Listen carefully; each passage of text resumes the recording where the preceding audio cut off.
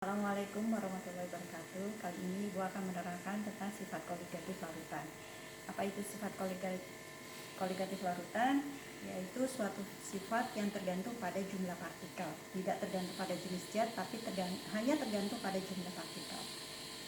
Yang termasuk sifat koligatif larutan yaitu penurunan tekanan uap, kenaikan titik didih, penurunan titik beku, dan tekanan osmotik. Ini ada gula dan garam, ya. Dua jenis zat ini berbeda, tetapi akan memiliki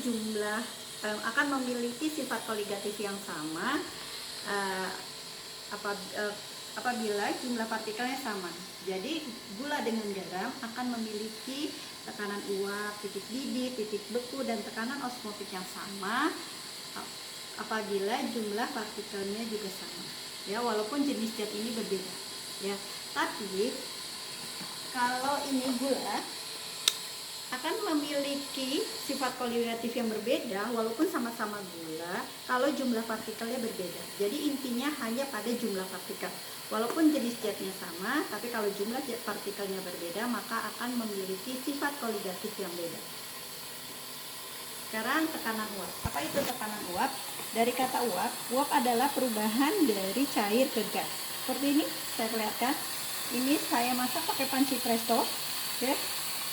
Di sini ada perubahan dari cair menjadi gas. Itu yang disebut uap. Apa itu tekanan uap? Tekanan yang dihasilkan oleh uap. Kenapa ini bisa berbunyi? Karena ada uap itu bentuknya gas yang keluar melalui celah kecil. Nanti kalau uapnya sudah cukup banyak akan keluar melalui di sini, ya. Jadi bunyi ini keluar karena ada uap yang bentuknya gas keluar dari celah ini.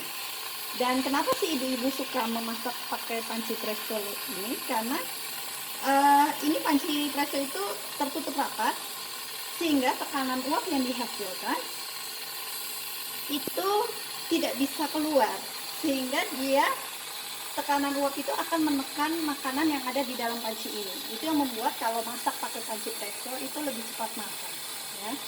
Jadi yang dimaksud tekanan uap tadi adalah tekanan yang dihasilkan oleh uap. Jadi modelnya seperti ini, ya. Oke. Sekarang apa itu titik didih? Oke. Saya matikan, ya.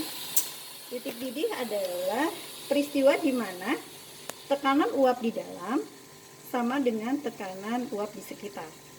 Jadi kalau sudah sama tekanan uap di dalam dengan tekanan uap di sekitar, maka air ini akan mendidih, ya. Itu yang disebut titik didih. Tekanan uap yang di dalam sama dengan yang di luar, seperti itu. Tapi jika kita memasukkan sesuatu, misalnya saya masukkan mie sebagai zat terlarut, oke, sini, maka titik didihnya akan turun. Maksud saya dia tidak mendidih gitu, ya. Yang blebeb-blebebnya akan berkurang. Kenapa? Karena mie itu menahan air menjadi uap sehingga terjadi penurunan tekanan uap. Maka di sifat koligatif disebutnya penurunan tekanan uap ketika dimasukkan zat terlarut, gitu. Karena zat terlarut itu menahan air berubah menjadi uap sehingga tekanan uapnya turun. Terus tadi mendidihnya itu berkurang karena ada mie yang menahan air berubah menjadi uap sehingga butuh panas yang lebih untuk mendidihkan air ini. Makanya disebut kenaikan titik didih. Oke. Gimana dengan titik beku? Oke. Untuk titik beku,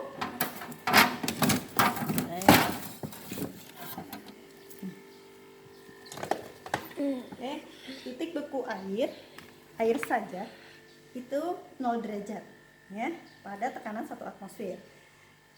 Tapi kalau sudah air ditambah zat lain, maka titik bekunya di bawah 0 derajat. Maka untuk titik beku disebut penurunan titik beku. Sampai di situ untuk tekanan osmotik. Nanti kita lakukan percobaan untuk lebih memahami apa itu tekanan osmotik. Assalamualaikum warahmatullahi wabarakatuh.